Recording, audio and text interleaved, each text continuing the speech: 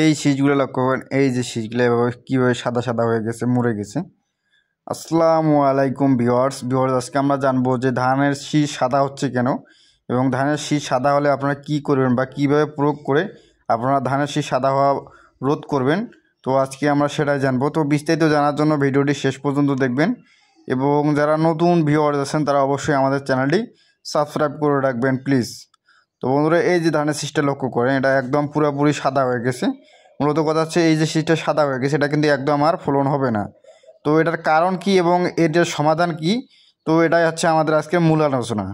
তো বন্ধুরা, ভিডিওটি শুরু করার আগে অবশ্যই আপনাদের কাছে আবারও একটি রিকোয়েস্ট, তো যারা নতুন ভিউয়ার আছেন তারা অবশ্যই আমাদের চ্যানেলটি সাবস্ক্রাইব করে রাখবেন প্লিজ।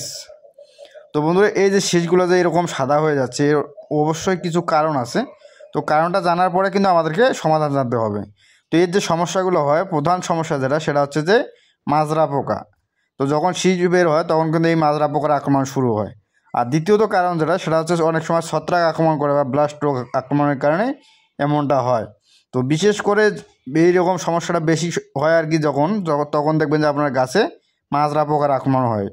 তো আমাদের যখন ধানের শীষ বের হয়নি বা কাস্তর অবস্থায় আছে, কয়েকদিনের মধ্যে বের হবে, শীষ বের হওয়ার সময় হয়ে এসছে।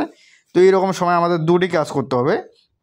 এক হচ্ছে আমাদের একটি ছত্রাকনাশক এবং 2 নম্বর একটি মাজরানাশক বা কীটনাশক।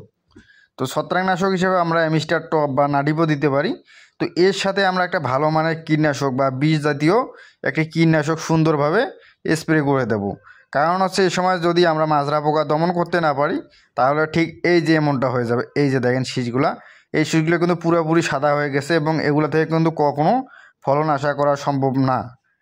তো যে ধান ক্ষেত্রে দেখবেন যে এরকম শীষ বের হচ্ছে 2-1টা করে, সেই ক্ষেতটাতে তো যদি স্প্রে করা না হয় তাহলে দেখবেন যে খুব দ্রুত আপনার পুরো জমিটাতে এটা ছড়িয়ে পড়বে। কারণ এই পোকাগুলো খুব দ্রুত আর কি বংশ বৃদ্ধি করে এবং দেখবেন যে আপনার জমিতে খুব দ্রুত একদম ছড়িয়ে পড়বে।